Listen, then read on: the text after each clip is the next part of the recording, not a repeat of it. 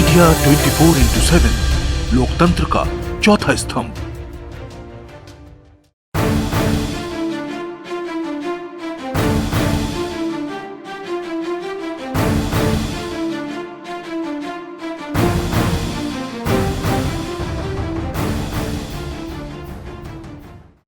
नमस्कार दोस्तों, मैं हूं मारूफ रजा।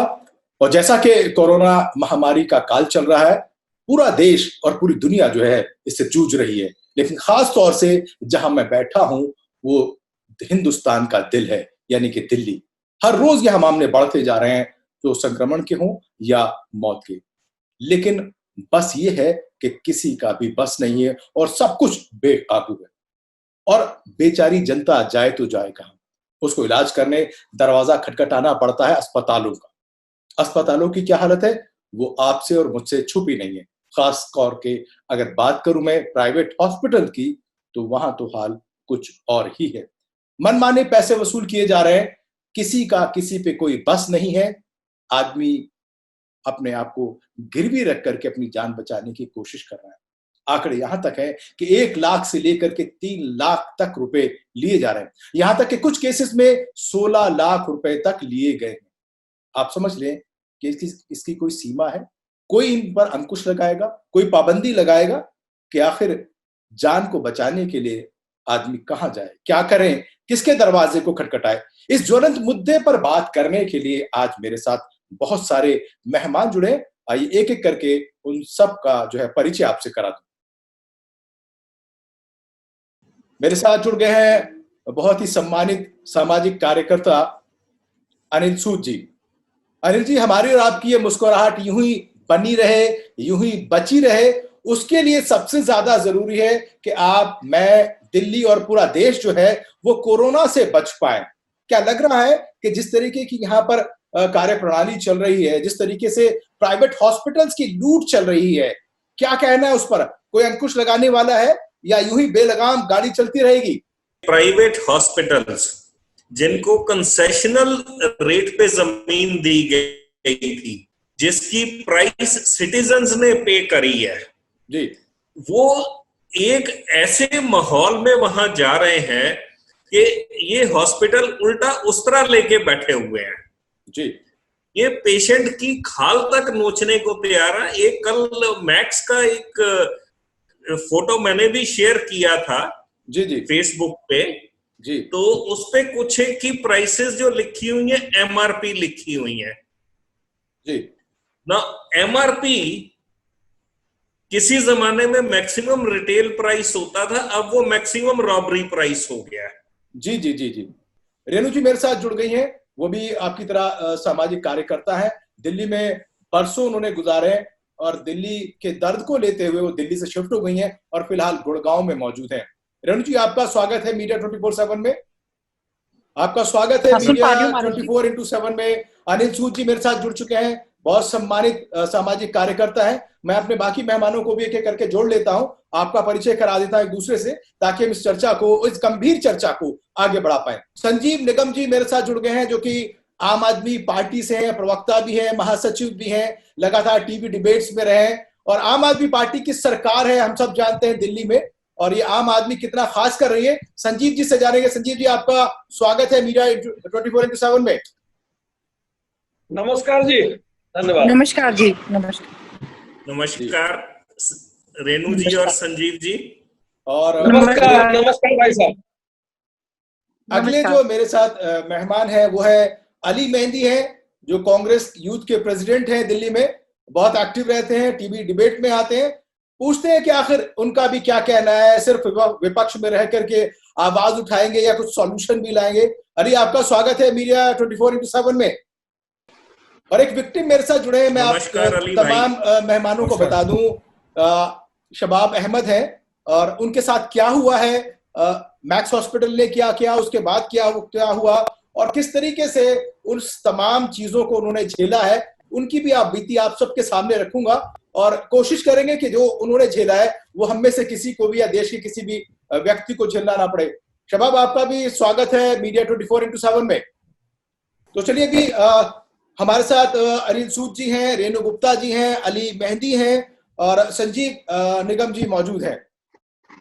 बात सबसे पहले, क्योंकि जिसकी दुखती रग है, जो परेशान है, पहले उससे पूछ लेते हैं कि आखिर उस पर क्या बीती। शबाब मेरे साथ मौजूद है और इनका एक केस मैं आप तमाम मेहमानों को बता दूं कि मेरे पास भी आया था और किस हालत में आया था और किस दौर से वो गुजरे थे। शबाब, जरा आप बीती बताएं मेहमानों को कि आखिर क्या क्या हुआ आपके साथ और किस तरीके से अभी ट्रीटमेंट किया जा रहा है। अब्दुल रहमान मेरे बहनोई साहब हैं और उनकी दोनों किडनी खराब हैं, वो डायलिसिस पे रहते हैं। 26 मई को उनकी बीपी लो होने की वजह से कुछ तबीयत खराब हो गई थी, तो हम मैक्स हॉस्पिटल साकेत लेके गए उनको जी। तो वहाँ पे उनके कुछ टेस्ट वगैरह हुए और मेरे ख्याल से कोविड का भी वहाँ पे टेस्ट हुआ उनका, कोरोना का। तो वहाँ से एक दिन बाद हम आ गए और 30 मई को हमारे पास कॉल आया कि भाई आपका अब्दुल रहमान का कोरोना पॉजिटिव है, इनको हॉस्पिटल में एडमिट कराइए। तो हम जहाँ पे इनका रेगुलर चेकअप वगैरह कराते हैं बीपीएल कार्ड के थ्रू मैक्स हॉस्पिटल साकेत में, वहाँ पे हम इनको लेके गए जी। और बोला कि ऐसे ऐसे कॉल आया था हमारे पास एडमिट कराने के लिए। तो वहाँ पे उन्होंने हमको एक दिन वेट कराने के बाद बोला सुबह से लेके रात तक हमने वेट किया। 10:30 बजे फाइनली उन्होंने हमको मना कर दिया कि हमारे पास आपके लिए बेड खाली नहीं है। तो फिर हमको इनको NLJP हॉस्पिटल ले जाना पड़ा रात के करीबन 1:30 या 2 बजे के आसपास। वहाँ पे बड़ी मुश्किल से एडमिशन हुआ, लेकिन कोई ट्रीटमेंट नहीं मिला। 1 हफ्ते तक वहाँ पे उनको रखा, पर वहाँ पे कोई डॉक्टर भी नहीं आते थे उनको देखने के लिए और ना कोई ट्रीटमेंट मिल रहा था। बस 2-3 टाइम का खाना मिलता था और 7 दिन बाद उनको डिस्चार्ज कर दिया। जब डिस्चार्ज कर दिया तो फिर हम रेगुलर डायलिसिस के लिए जब मैक्स हॉस्पिटल जाते थे वहाँ पे हम लेके गए उनको दोबारा कि भाई ऐसे ऐसे इनको 7 डेज के लिए आप एडमिट रखा और उसके बाद ऐसे डिस्चार्ज समरी बना के दी है, उसमें पॉजिटिव लिखा हुआ है। और वहाँ पे फिर हम 7 दिन बाद जब वापस मैक्स हॉस्पिटल साकेत गए तो उनको जहाँ पे रेगुलर डायलिसिस उनका होता है तो वहाँ पे उन्होंने डायलिसिस करने से भी मना कर दिया। एडमिट तो किया ही नहीं उन्होंने, पर उन्होंने डायलिसिस करने के लिए भी मना कर दिया। अब हमारे लिए बड़ी परेशानी हो गई, तो हम करें तो करें क्या। वहां से तो डिस्चार्ज हो गए LNGP से, बड़ी मुश्किल से वहाँ पे डायलिसिस हुआ 2 बार, पर जब वो डिस्चार्ज हो गए वहां से तो फिर हम दोबारा मैक्स हॉस्पिटल साकेत गए जहाँ पे रेगुलर उनका BPL कार्ड के थ्रू डायलिसिस होता था। उन्होंने कहा कि अभी तो आपको 14 डेज होम क्वारंटाइन के लिए बोला गया है, तो लिहाजा जब तक आप नेगेटिव की रिपोर्ट नहीं लेकर के आएंगे हमारे पास, हम आपकी डायलिसिस नहीं कर सकते जी। तो परेशानी इतनी ज्यादा बढ़ गई, एडमिट तो उन्होंने किया ही नहीं और डायलिसिस जो हफ्ते में 3 बार होता है, अब ये होम क्वारंटाइन में उनको रखा गया है। पर होम क्वारंटाइन में के साथ साथ उनकी डायलिसिस होना भी बहुत जरूरी है। तो ना तो मैक्स हॉस्पिटल साकेत वाले डायलिसिस कर रहे हैं उनकी और ना ही अब वो LNGP वाले कर रहे हैं और ना ही अभी वो होम क्वारंटाइन में है, तो जाहिर सी बात है वो नेगेटिव की रिपोर्ट अभी दे नहीं पाएंगे। जी जी। तो बड़ी परेशानी हो रही है, ना तो डायलिसिस हो पा रही है उनकी सही से और इन्होंने एडमिट तो किया ही नहीं, जबकि रेगुलर इनका जो है डायलिसिस मैक्स हॉस्पिटल साकेत में होता था। जी। आप मेरे जितने भी मेहमान हैं शबाब की इस पूरी घटना को, उनके साथ जो हुई, उनके जो ब्रदर इन लॉ है उनके साथ जो हुई, समझ चुके होंगे कि एक व्यक्ति पहले ही गंभीर बीमारी से जूझ रहा है, उसके बाद अस्पतालों का ये रवैया, खास करके BPL कार्ड होल्डर है वो लगातार वहां पहले डायलिसिस कराते रहे हैं लेकिन उसके बाद ये छोड़ दिया। तो क्या मैं जानना चाहूंगा बारी बारी से अपने तमाम मेहमानों से कि जो व्यक्ति इस तरीके से जूझ रहा हो तो वो कोरोना से मरे ना मरे लेकिन बगैर इलाज के जरूर मर जाएगा। अनिल सूजी से शुरू करता हूं, आप अपनी प्रतिक्रिया दें। शबाब जी, मेरे को बहुत दुख हुआ आपकी बात सुन के। ये प्राइवेट हॉस्पिटल्स अब हॉस्पिटल्स नहीं है, ये मेडिकल मॉल्स हैं। Unfortunate hospital can not deny treatment to any patient. I repeat again, hospital cannot deny treatment to any patient irrespective whether it is COVID or it is dialysis. तो जब hospital की जिम्मेवारी है तो पहले तो ये मना नहीं कर सकते, क्योंकि ये मेडिकल मॉल्स बन गए हैं, इनको पेशेंट से कुछ लेना देना नहीं है। अगर हम देखें इनके चार्जेस तो इनको नॉर्मल डायलिसिस से क्या मिलेगा? 5,000 रुपए। जी। कोई कोविड में जो है 25,000 से लेके 75,000 तक है। तो ये एक ओपन लूट मची हुई है आज की डेट में, और इसके लिए एक तो डर पैदा कर दिया गया लोगों के मन में कि ये बहुत बड़ी बीमारी है, लाइलाज बीमारी है और इसका इलाज बड़ा मुश्किल है, जो कि एक मेरे को इंटरनेशनल फ्रॉड लगता है। वो इसलिए कि इसमें फार्मा कंपनीज भी मिली हुई हैं, इसमें गवर्नमेंट भी मिली हुई है, इसमें ब्यूरोक्रेट्स भी मिले हुए हैं, इनमें हॉस्पिटल भी मिले हुए हैं। अनफॉर्चुनेटली जब ट्रीटमेंट ही नहीं है, आई रिपीट अगेन, जब ट्रीटमेंट ही नहीं है तो आप 75,000 किस चीज के ले रहे हो? आप 5 लाख का पैकेज किस लिए ले रहे हो? जी जी जी जी। मेरे संज्ञान में एक केस आया है जिसमें कि एक कोरोना पॉजिटिव 10 दिन क्वारंटाइन में रहा हॉस्पिटल में। उसको पैरासिटामोल दी जाती थी और एक विटामिन सी की टेबलेट दी जाती थी, बाकी खाना रूटीन में और चाय और गर्म पानी। 5.5 लाख का पैरासिटामोल का 10 गोली का पत्ता उसको पड़ा जी। तो ये क्या मजाक हो रहा है? आज दिल्ली गवर्नमेंट कह रही होम क्वारंटाइन करो। What does it indicate? 80% जो असिम्प्टोमेटिक है, जो होम क्वारंटाइन में ठीक हो सकते हैं, इसका मतलब अस्पताल में जाना उनका जरूरी नहीं है। जी, मेरे साथ जुड़े हुए संजीव निगम जी हैं, जिम्मेदारी से बात करते हैं और उसी पार्टी से इनका ताल्लुक भी है जिस पार्टी की सरकार है। अनिल जी, क्या कहेंगे? महाराष्ट्र में, तमिलनाडु में और मैं कहूं कि गुजरात में, इस तमाम जगह जो है सरकारों ने इन प्राइवेट हॉस्पिटल्स की नाकों में नकेल कसी हुई है। दिल्ली में क्यों नहीं है? क्यों नहीं है? लगातार आप बाकायदा आप जाएं हॉस्पिटल्स में, प्राइवेट दिल्ली के हॉस्पिटल्स में, तो उन्होंने डिस्प्ले लगा रखे हैं। आप उन चार्जेस को देखेंगे तो एक आम आदमी तो उस चार्जेस को देख के डर के मर जाएगा। संजीव जी। मारूफ रजा जी, आपने बिल्कुल सही प्रश्न किया और इससे आपसे पहले सूद साहब ने जो बात रखी, बिल्कुल मैं 100% सूद साहब की बात से सहमत हूँ। और चूंकि दिल्ली में सरकार आम आदमी पार्टी की है और मुझे बताने की आवश्यकता नहीं है किस प्रकार से तीसरी बार दिल्ली के मुख्यमंत्री बने हैं अरविंद केजरीवाल, और दूसरी बार उसी तरीके से चुन करके लोग लेकर के आए। क्यों लेकर के आए? क्योंकि ये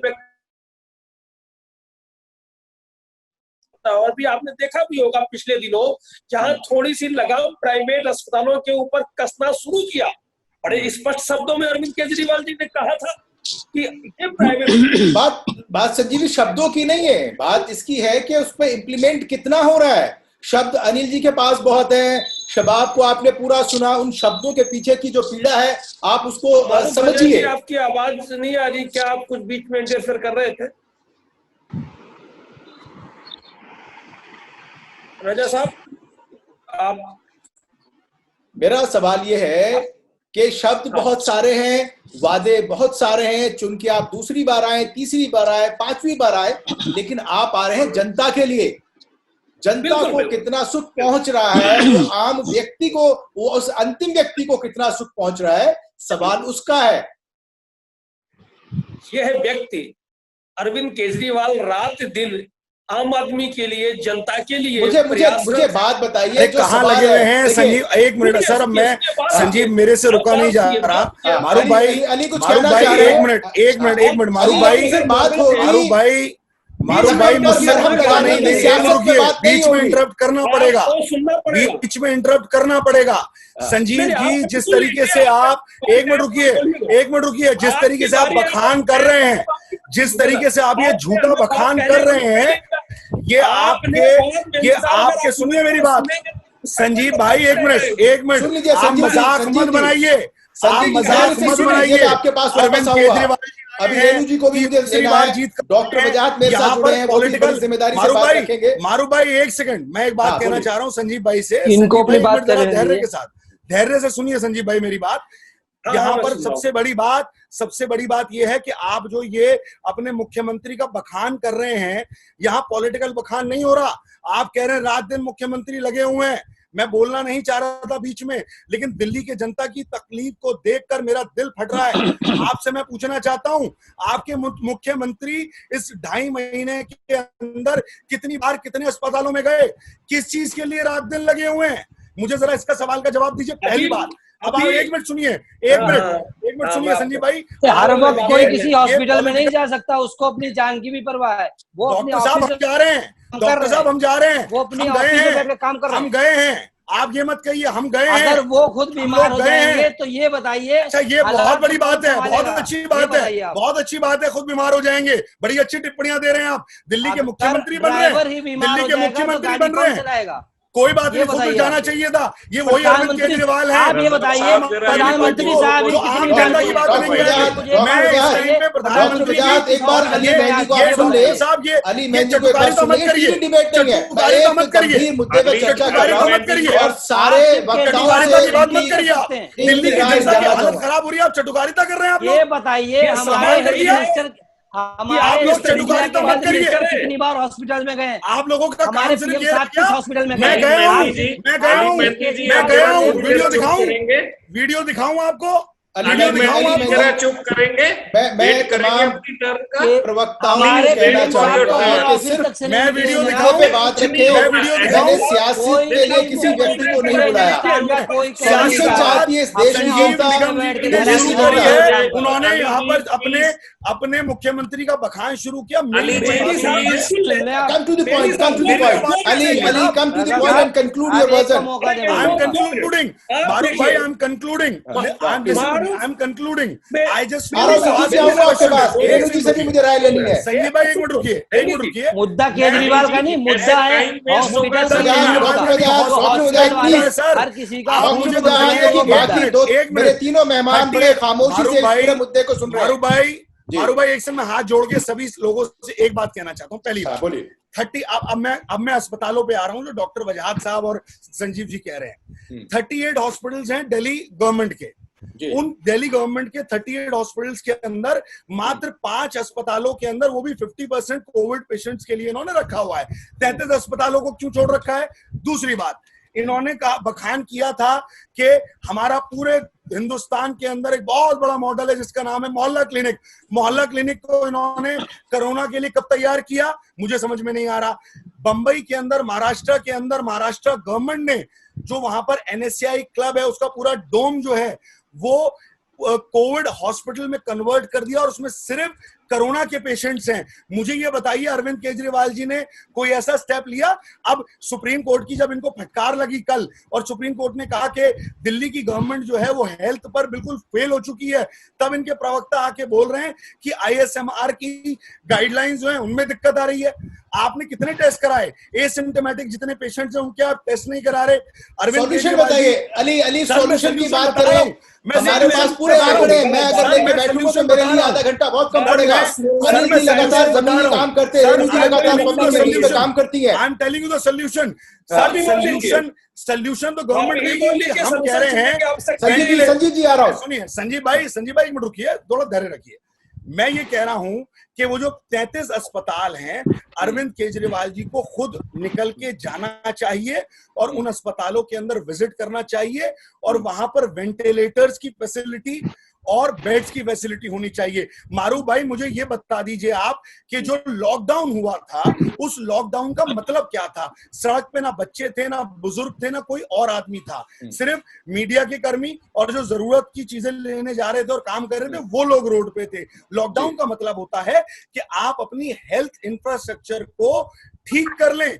मैं पूछना चाहता हूं कि आज हमारा हेल्थ इंफ्रास्ट्रक्चर दिल्ली का कहां खड़ा है? दिल्ली वो जगह है जो हमारे देश की राजधानी है, जहां पर प्रधानमंत्री भी है, जहां पर पूरे देश के सारे अधिकारी भी हैं। तो मैं ये कहता हूं कि सारे मेरे जो मेहमान है वो भी समझ के मैं आऊंगा। अली मैं आपके पास आऊंगा। वेंटिलेटर ठीक है, आप अपनी बात कह चुके, मुझे बाकी लोगों से भी जरा बात करनी है और मैं फिर बाद में संजीव जी के पास भी आऊंगा। पहले रेणु जी को ले लो। रेणु जी, आप लगातार इस पूरे दौर को आपने देखा, मैं खास तौर के उन लोगों को ज्यादा तरजीह देता हूं जो लोगों के बीच में काम करते हैं। अनिल जी मेरे साथ जुड़े हुए हैं, रेणु जी मेरे साथ जुड़ी हुई हैं। क्या कहेंगे? ये सियासत से हटके हम कोई बात नहीं कर सकते, हम सॉल्यूशन पे बात नहीं कर सकते। जो लोग परेशान हैं जो लगातार जख्मों पे जख्म उन पे दिए जा रहे हैं, क्या उनके लिए हमारे पास मरहम नहीं है? क्या हम इतने ज्यादा निठल्ले और निहत्ते और लाचार हो चुके हैं कि हम सिर्फ बयानबाज बन करके रह जाएंगे? क्या इससे सरकार का भला हो जाएगा, आम व्यक्ति का भला हो जाएगा, या देश और दिल्ली का भला हो जाएगा? रेणु जी। सर देखिए मारूफ जी, अब दिल्ली की तो इन्होंने बहुत बुरी हालत कर रखी है। अब ये एक तरफ तो लॉकडाउन करते हैं, एक तरफ इनसे ना कंट्रोल नहीं हो रही है जनता। इतने मजदूर इनको बोला गया कि भाई बस ना उनको खाने को मिला। हमारे पास इतनी कंप्लेंट आती थी, हम थानों में फोन करते थे, कुछ भी नहीं है। इंफ्रास्ट्रक्चर हॉस्पिटल्स के नाम पे जीरो है। मतलब आज ना वो टेस्टिंग करा ही नहीं रहे इस डर से कि ये कोविड का ज्यादा डायग्नोसिस हो जाएंगे। कोई अरेंजमेंट नहीं है सर, बहुत ज्यादा परेशान है जनता। और लोगों का तो यहाँ तक कहना है, जैसे कि हम भी मिलते हैं लोगों से, कि आज जो भी है, आज तक जितना भी अच्छा किया या नहीं किया, व्हाट इज द सोल्यूशन? इसका कुछ भी नहीं है सर। इस टाइम लोगों की जनरली ओपिनियन ये है कि आज यहाँ दिल्ली में राष्ट्रपति शासन लागू कर दिया जाए, क्योंकि दिल्ली आज लाशों के ढेर पे रेणु जी, आपने बहुत बड़ी बात कह दी है। मैं आऊंगा अली, आपके पास भी आऊंगा। अनिल सूद जी बड़े सम्मानित व्यक्ति, बड़े अच्छे दोस्तों में से हैं मेरे, और बिल्कुल अनबायस्ड बात करते हैं। देखिए, बहुत बड़ी बात खड़ी की है, बहुत बड़ा सवाल खड़ा किया रेणु जी ने। और रेणु जी का मैं दर्द समझ सकता हूँ कि रेणु जी दिल्ली के उन चंद घरानों में से हैं जो वाकई दिल्ली वाले कहलाए जाते हैं। मजबूरी इसके वो पूरा का पूरा अपना बोरिया बिस्तर और सब कुछ छोड़ छाड़ करके आज गुड़गांव में बैठे, लेकिन फिर भी वो दिल्ली का दर्द देख करके ये कहने को आमादा है। क्या कहेंगे, क्या सॉल्यूशन है ये? सर, इसमें जो सॉल्यूशन आज की डेट में मेरे को नजर आ रहा है कि अगर हम सरकार का ही स्टेटमेंट माने, चाहे पीएम का माने, चाहे सीएम का माने, 80% सिम्टोमेटिक है, उनको आप घर में क्वारंटाइन कर सकते हो। ग्रेटर कैलाश ई ब्लॉक में लाइव एग्जांपल है कि 14 पेशेंट उन्होंने होम क्वारंटाइन में ठीक कर लिए। 14 पेशेंट ग्रेटर कैलाश E1 में। 18 पेशेंट हमारे फ्रेंड सर्कल में, वो भी होम क्वारंटाइन में ही ठीक हो गए। उनको प्रॉपर परहेज करके डाइट दी। डाइट में क्या, मेडिसिन में क्या, पैरासिटामोल और विटामिन सी, नींबू पानी और काढ़ा दिया गया और फ्रूट्स दिए गए। अब रहा 20% जो इतने केसेस बढ़ रहे हैं, इन्फेक्शन बढ़ रही है, उसका रीजन क्या है? सबसे बड़ा रीजन जो फोर्सेस में मैंने देखा है, जो फोर्सेस में बढ़ रहा है, वो कॉमन टॉयलेट है। अब सरकार कहती है कि हम बैंक्वेट हॉल एक्वायर कर लेंगे, हम मैरिज हॉल एक्वायर कर लेंगे।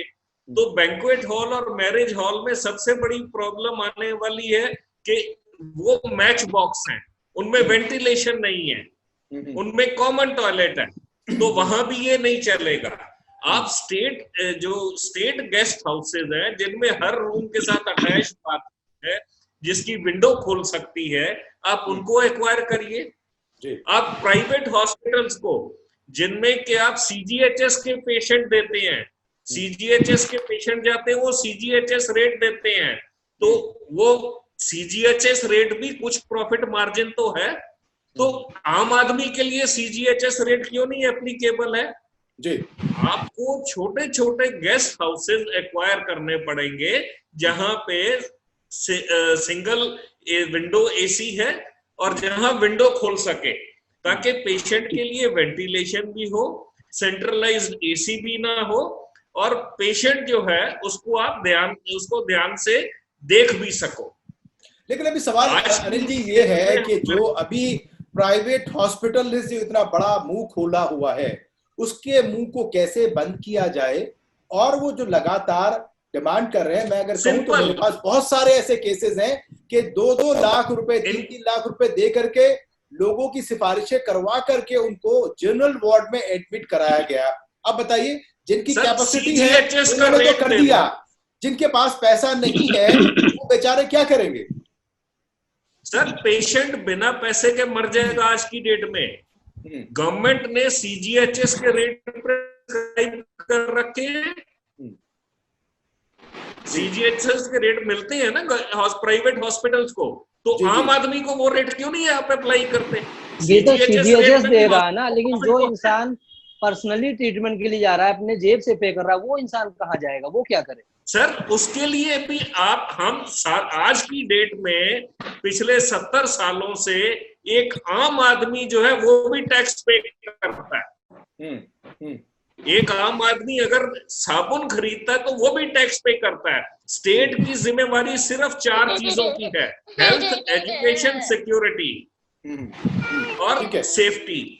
ना स्टेट हेल्थ दे पा रही, ना एजुकेशन दे पा रही, सब कुछ प्राइवेटाइज है। तो आज स्टेट मिडिल क्लास के लिए इस वक्त बहुत बुरा वक्त है। अगर मिडिल क्लास, डॉक्टर वजाद, क्योंकि आपके पेशे से जुड़ा हुआ पूरा मामला, जो प्राइवेट हॉस्पिटल जो चार्जेस कर रहे हैं, क्या वाकई इतना खर्चा है बेमाने? और मैंने यहाँ तक देखा है कि वो बाकायदा कैश ले रहे हैं और वो रिफंडेबल है, आपको मिलने वाला नहीं है वापस। तो वो तो बेचारा आदमी गया एक बार, तो वो तो गया, पैसे से भी गया, ठीक होगा कि नहीं होगा ये तो भगवान भरोसे है। जी जी जी जी, हकीकत तो ये है, एज ए डॉक्टर तो मैं इस पे ज्यादा कुछ नहीं सोचूंगा, एक आम इंसान के तौर पे मैं कहूंगा इस वक्त हमारा मुल्क एक मुश्किल दौर से गुजर रहा है, और इस वक्त हमारे जो हॉस्पिटल वाले पेशेंट के साथ जो एक्स्ट्रा चार्जेस ले रहे हैं, ये मेरे नजर में ये ठीक नहीं, बेहतर नहीं है। और आप उतना मुनासिब पैसा लें जो इंसान पे कर सके। बहुत ज्यादा इसमें मेडिसिन की, महंगी मेडिसिन की जरूरत नहीं होती है। हाँ, वेंटिलेटर पे पेशेंट जाता है तो उसके एक्सपेंसेस थोड़ा बढ़ जाते हैं, लेकिन मेरी नजर में ये बेहतर नहीं है, सही नहीं कर रहे हैं हॉस्पिटल्स वाले। इस वक्त मुल्क अगर हर इंसान एक कॉपरेट कर रहा है तो हॉस्पिटल को भी इतना कॉपरेट करना चाहिए मुल्क के साथ। समझिए आप एक सेवा ही कर रहे हैं, अगर पेशेंट से कम पैसे लें, आप सेवा करने के लिए सरकारें आती है डॉक्टर वजाद, सेवा करने के लिए सरकार आई, और सरकार भी आम आदमी पार्टी की है, दिक्कत और दुश्वारी भी आम आदमी की है, और सारी परेशानी भी आम आदमी की है, उसका सॉल्यूशन भी आम आदमी के पास ही है, आम आदमी का व्यक्ति ही बैठा है। संजीव जी क्या कहेंगे, क्या इस जो लगातार जो चार्जेस किए जा रहे हैं इन पर पाबंदी लगाई जाए? मुझे एक सॉलिड सा जवाब दीजिए, मेरे सारे जो बैठे हुए मेहमान उनको भी आप तसल्ली दीजिए कि आप ऐसा करने जा रहे हैं कि आप कोई भी हॉस्पिटल किसी की जेब नहीं काटेगा, किसी का गला नहीं काटेगा। अरे फारूक जी, मुझे 2 मिनट का समय दीजिए। हाँ, डॉक्टर साहब और सूद साहब दोनों ने बहुत अच्छी बात की, बड़ी लॉजिकल फैक्ट्स रखे, और उससे पहले अली मेहदी जी बोल रहे थे, उनकी बात से मैं असहमत इसलिए हूँ क्योंकि हमारी सरकार सॉल्यूशन दे दीजिए, सॉल्यूशन दे दिए। चुनाव नहीं है, चुनाव निकल चुका, अगर चुनाव का टाइम होता चुनाव सबको बेड भी फ्री देते, जैसे बिजली फ्री दी, पानी फ्री दिया, आप बेड भी फ्री देते। आप इन्होंने कहा था कि वो मुख्यमंत्री को जाना चाहिए, आप मुझे अपने स्टूडियो में आप सॉल्यूशन दे दीजिए, छोड़िए। आप देखिए, हर आदमी का अपना विचार हो सकता है व्यक्तिगत तौर पे, हम सारे बैठे हैं एक समाधान के लिए, आप समाधान दीजिए, सॉल्यूशन दीजिए। जहां कड़ा स्टेप उठाया, आपको याद होगा इतने सख्त लहजे में किसी मुख्यमंत्री ने शायद बात नहीं की होगी जितने सख्त लहजे में अरविंद केजरीवाल ने बात की कि वो प्राइवेट हॉस्पिटल के मालिक ध्यान से सुन ले, अगर ये इसको बिजनेस सेंटर बनाया, ये सेवा के लिए सरकारें आपको जमीन देती है, क्यों देती है? सेवा के लिए, आप लोगों को सेवा करिए। और अगर कार्रवाई कितने हॉस्पिटल्स पे हुई कि सख्त कार्रवाई करेंगे हम, और किसी भी दूसरी पार्टियों के आंकड़ों के साथ अगर संबंध है तो हम डरने वाले नहीं है। आपने तो सरेंडर कर दिया। आप संजीव कैसी बात है? देखिए, मैं चाहता हूँ आप ईमानदारी से मुझे जवाब दे, हम सबको एक सॉल्यूशन दे कि सरकार के पास ये योजना है जिससे आम व्यक्ति को राहत मिलने वाली है, वो बेखौफ किसी भी प्राइवेट हॉस्पिटल में जाके अपना इलाज करा पाएगा। आपको ऐप बना करके दिल्ली सरकार ने दिया, ऐप में इन्फॉर्मेशन मिलती, बेशक वो फेल हो गया, कहा जाना, लेकिन प्राइवेट अस्पताल वालों ने इस व्यवस्था को धक्का बता दिया। कल जो है केंद्रीय गृह मंत्री जी के साथ में दिल्ली सरकार के मुख्यमंत्री की मीटिंग है, उसमें से कुछ और परसों कल ही है मीटिंग हमारे ख्याल से, कल बुलाया हुआ है, तो इसके बाद तो कर लीजिए के साथ तो निश्चित तौर से देखिए बेहतर कोऑर्डिनेशन की जरूरत है। आप कोऑर्डिनेशन करना नहीं चाह रहे हैं। देखिए साहब, मैं ये कह रहा हूँ, एक व्यक्ति करेगा कोऑर्डिनेशन? इसके लिए सरकार पॉजिटिव आ गया है, वो किससे कोऑर्डिनेट करे? बेचारा कहाँ कोऑर्डिनेट करे? अनिल, आप बात समझ रहे हैं? पैकेज बनना चाहिए, सोल्यूशन क्या बनना चाहिए इसके लिए। सोल्यूशन कुछ नहीं है इनके पास, सोल्यूशन हॉस्पिटल को छूट देंगे, देखिए तो हॉस्पिटल वाले लूटेंगे। आप ये बात बताइए ना, जिस बात के लिए हम मिल रहे हैं, आप ये बात बताइए कि ये सॉल्यूशन है जी। ये आपको यहाँ सरकार की तरफ से ये निर्देश है कि अगर आपने इसका इतने से ऊपर बजट किया तो हम केस करेंगे हॉस्पिटल पे।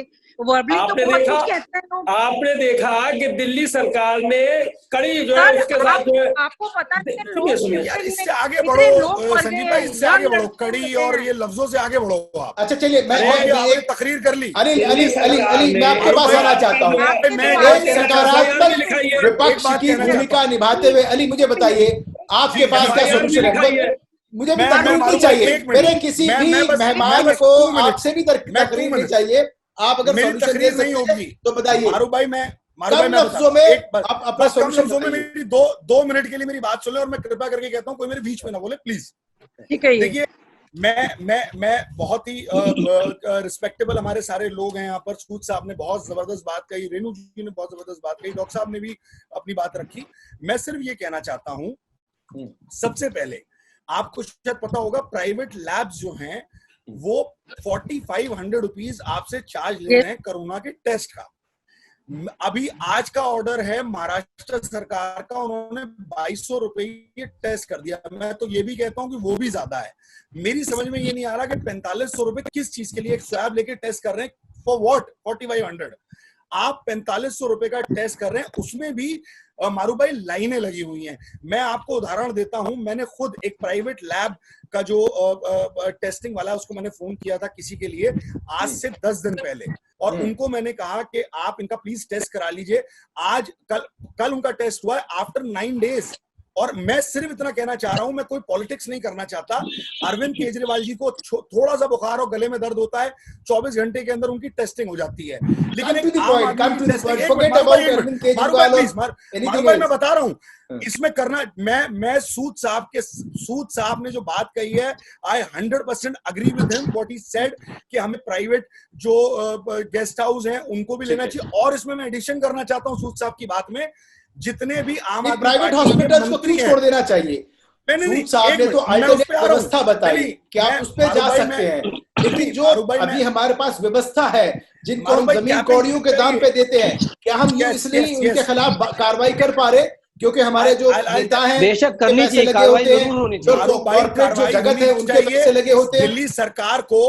दिल्ली सरकार को एक कैपिंग करनी चाहिए प्राइवेट हॉस्पिटल्स के ऊपर कि इससे ज्यादा आप नहीं ले सकते।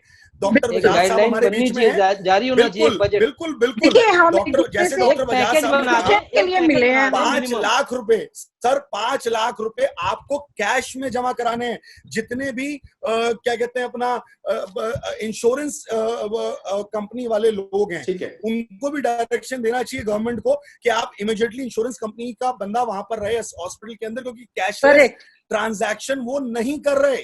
वो कह रहे हैं we need immediate cash. I don't understand why they need immediate cash. Delhi सरकार के अस्पतालों के अंदर हमारी, तो मैं एक आप लोगों को सिर्फ एक बताना चाहता हूं, कल बीबीसी न्यूज के थ्रू हम लोगों को पता चला कि एक संजय करके कोई थे जो एलएनजीपी हॉस्पिटल में, जिनके भाई जैसे हमारे शाह भाई ने बताया उनके भाई को कैंसर है और कोरोना पॉजिटिव है। वो मुझे पता चला, मैं वहां पहुंचा, मैंने वीडियो भी बनाई उनकी और उनकी हमने मदद भी करी।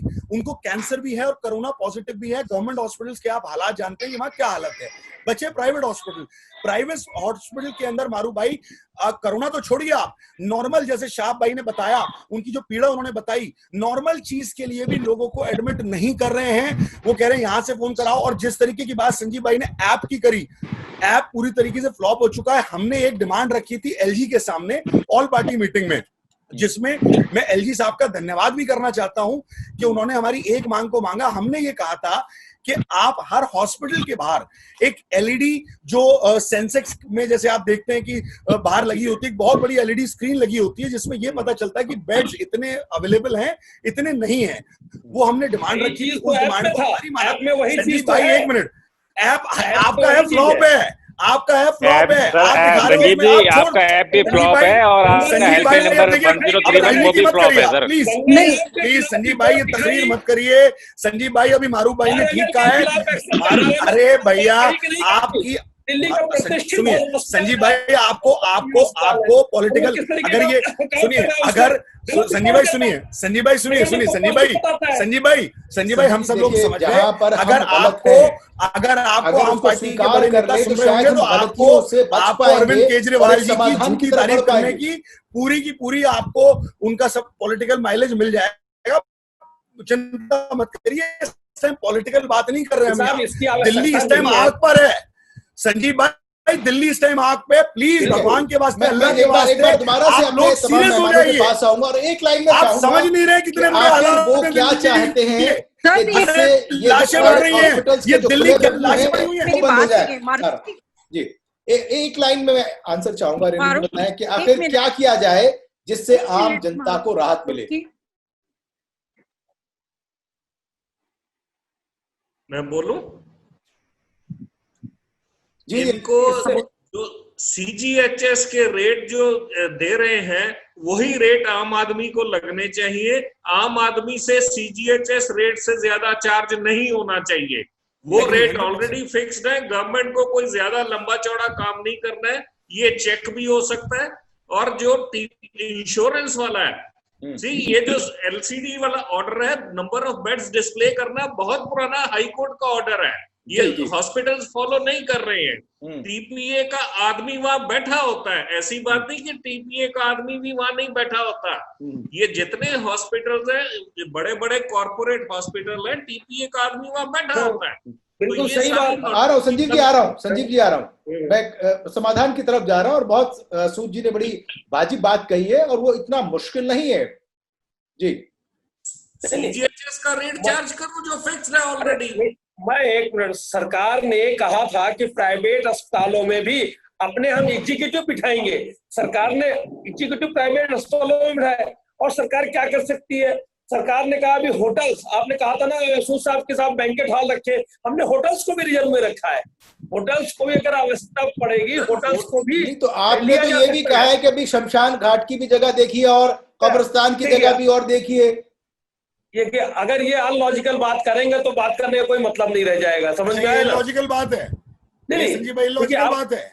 हम बात कर रहे हैं कि ये जो मरीज आवे वो मरीज सही होकर के जाए। एक क्वेश्चन का जवाब दे दिए संजीव भाई, एक क्वेश्चन का जवाब दे दिए। मैं आपसे, मैं मारूफ भाई, आपके माध्यम से संजीव निगम जी जो आम आदमी in shortly we don't have much करना चाहता हूँ। नहीं, मैं एक सवाल संजीव भाई से करना चाहता हूँ। संजीव भाई बताइए, अरविंद केजरीवाल जी का टेस्ट 24 घंटे के अंदर हो जाता है और 12 घंटे में रिपोर्ट आ जाती है, क्या आम आदमी का टेस्ट ऐसे ही हो रहा है? भाई इसका जवाब दे दीजिए, आप ज्यादा नहीं चाहिए। ये आरएमएल वालों से जाकर के पहले पूछिए।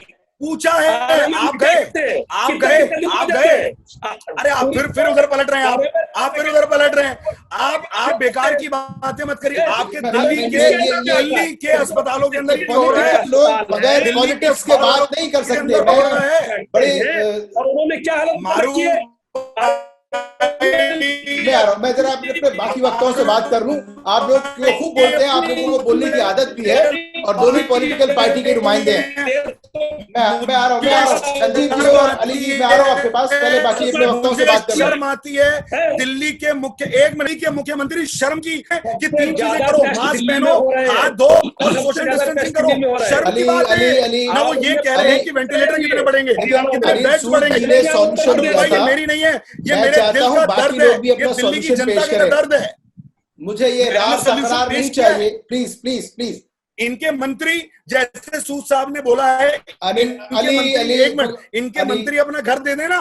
इनके मंत्री, सारे मंत्री आगे बढ़कर अपना घर दें कि हम अपना घर छोड़ते हैं और हम कोविड पेशेंट्स के लिए अपना घर सबको करना चाहिए। अगर आपके पास ऐसी कैपेसिटी है, आप भी कर सकते हैं, कांग्रेस भी कर सकती है। हमने किया है, ठीक है भाई, किया है, अच्छी बात है, अच्छी बात है, लेकिन ये परमानेंट सॉल्यूशन नहीं है। सवाल तो गवर्नमेंट से होगा ना, सवाल तो गवर्नमेंट से होगा। उत्तर प्रदेश ठीक है 24 करोड़ आबादी है, कितने टेस्ट हो रहे हैं बताइए? कोई रिकॉर्ड आपका लेकर जो ये इनके पास प्रमाण है, वहाँ कितने हो रहे हैं, यहाँ कितने। आप अपनी बताइए ना संजीव भाई, अपनी बताइए। आप दोनों प्लीज प्लीज, संजीव जी, अली जी, मैं बड़ी विनम्रता से आपसे हाथ जोड़ के रिक्वेस्ट करता हूं कि बाकी लोगों को सुन ले। ये सारे मेरे लिए भी बड़े कीमती हैं और सॉल्यूशन की बात कह रहे हैं।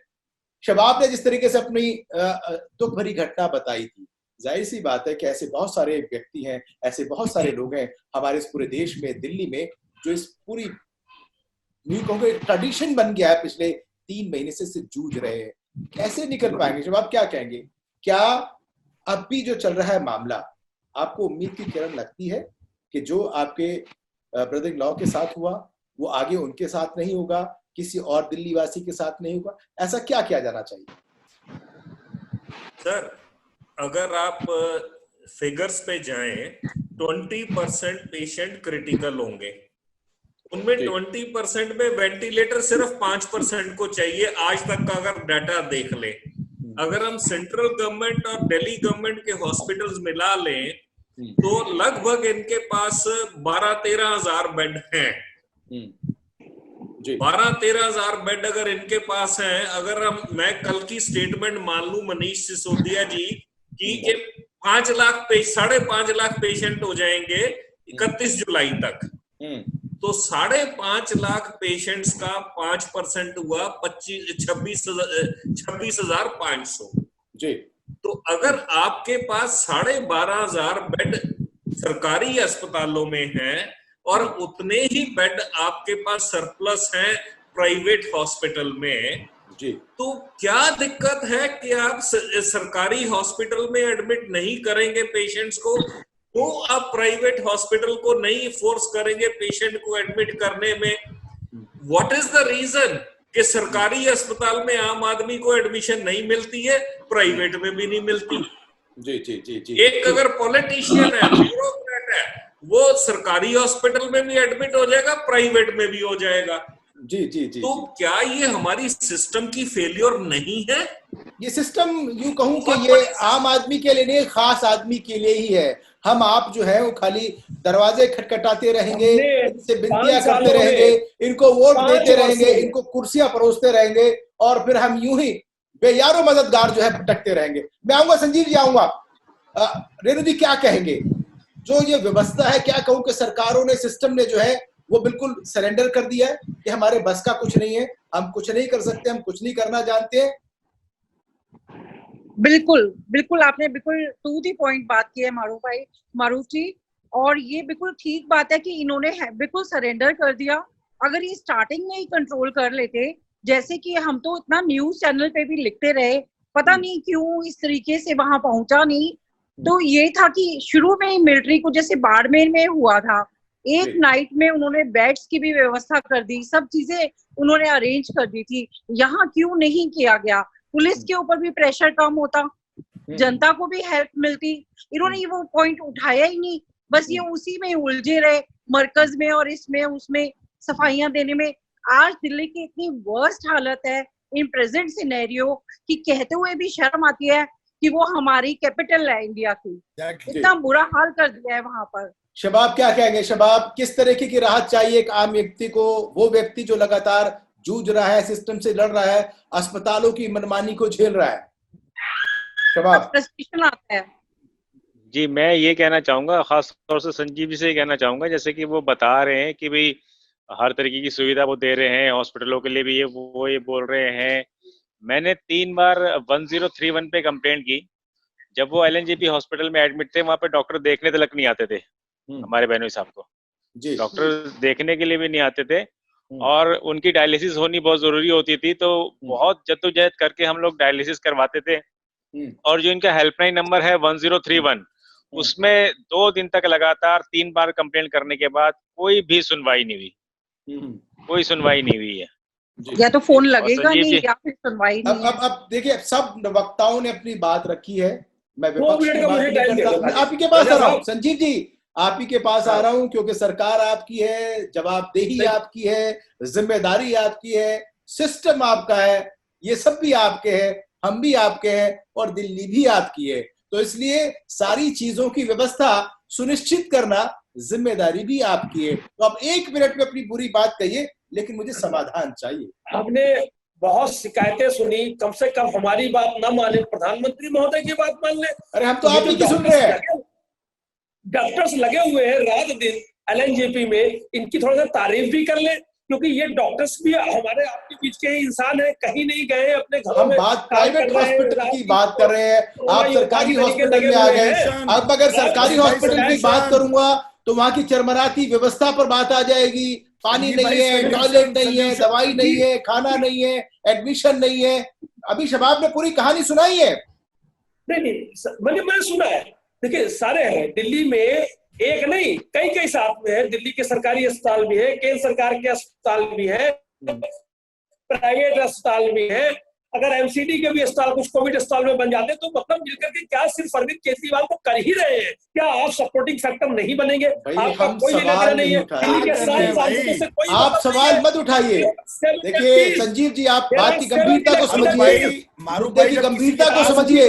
मैं और हम यहाँ सारे लोग बैठे हुए आपकी तरफ टकटकी लगाए बैठे हैं कि संजीव जी बड़ी ईमानदारी से एक सॉल्यूशन, एक समाधान पेश करेंगे। केजरीवाल जी, ये कमी है, ये सिस्टम और अपग्रेडेशन की जरूरत पड़ती है, हमसे सहयोग लीजिए। अरे पीपीई किट आ रही है, क्या क्या उसके लिए सामान चाहिए? आपने सारे राज्यों को, हिंदुस्तान के सारे राज्यों को आपने सपोर्ट किया। दिल्ली राज्य को आप कहते हैं यूटी है।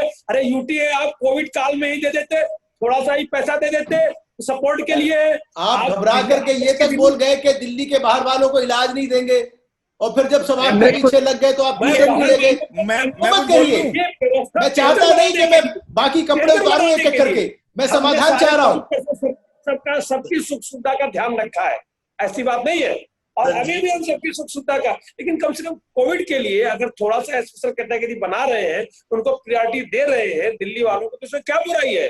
कितना वक्त लगेगा मुझे बताएं आप मुझे? ये सब कुछ सुव्यवस्थित हो जाएगा, इसमें कितना समय लगेगा?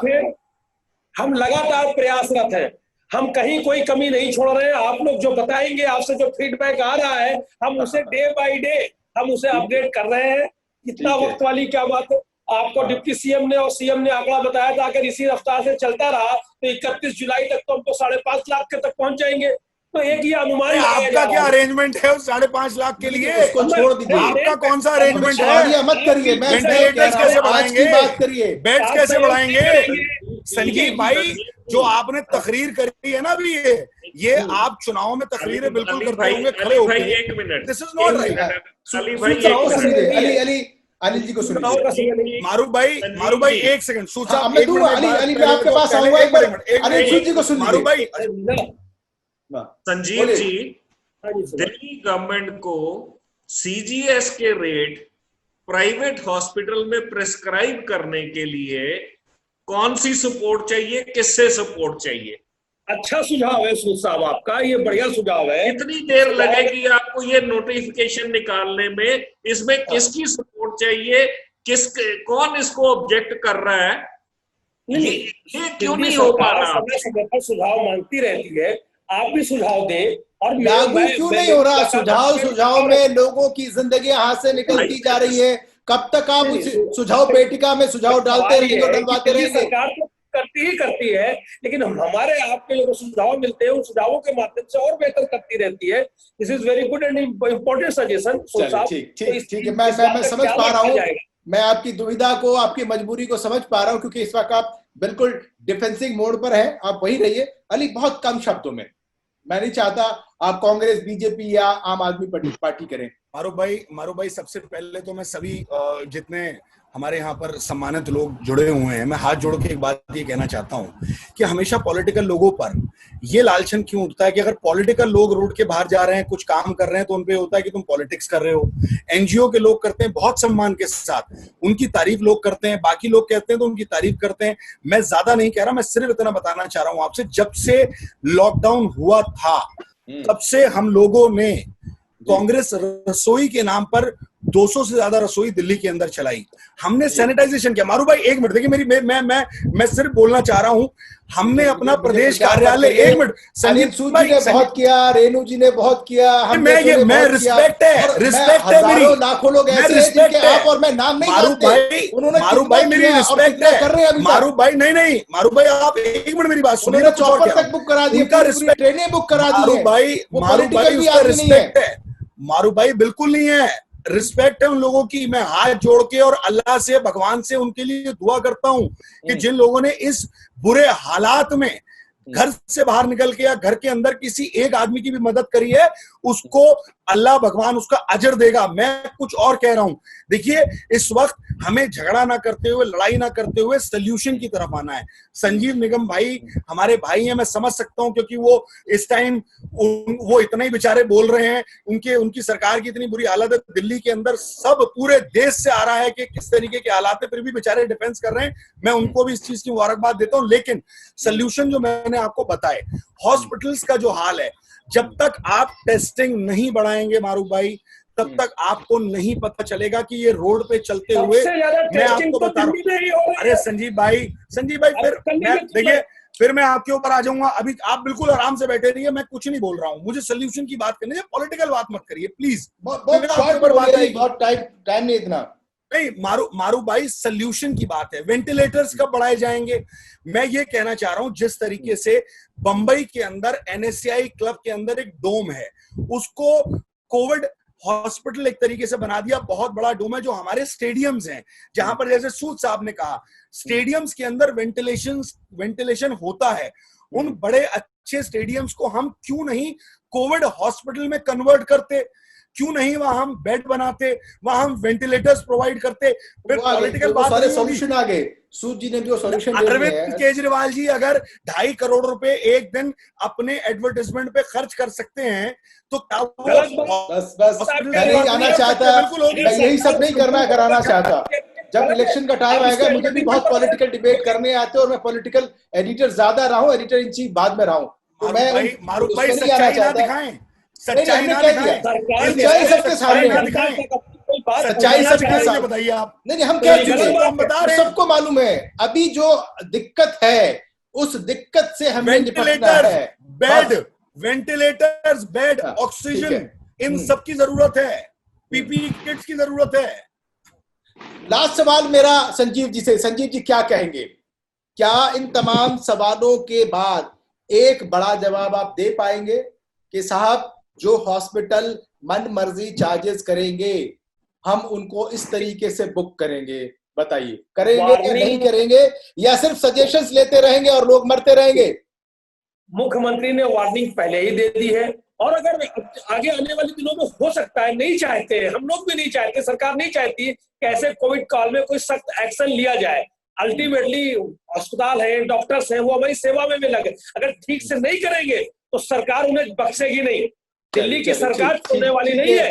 इंतजार करना पड़ेगा, इंतजार बड़ा लंबा है। संजीव जी बहुत शुक्रिया। अनिल सूद जी, आपने बड़े अच्छे मशवरे दिए, और उम्मीद है कि सरकार जो है वो जागेगी, उसके कानों में कुछ जाएगा, और कहीं ना कहीं वो सोचेगी कि हाँ, हम आम आदमी पार्टी की तो सरकार है, ये दर्द भी आम आदमी भाई जल्दी नमस्कार कर रहे हैं, जल्दी जी आपका भी बहुत शुक्रिया। अनिल जी बहुत शुक्रिया आपका भी, और साहब आपका भी शबाब बहुत बहुत शुक्रिया जुड़ने के लिए। जानते हैं मैं फिर एक नए मुद्दे के साथ हाजिर होऊंगा, तब तक के लिए मेरे तमाम मेहमानों से मैं इजाजत चाहूंगा। बहुत शुक्रिया।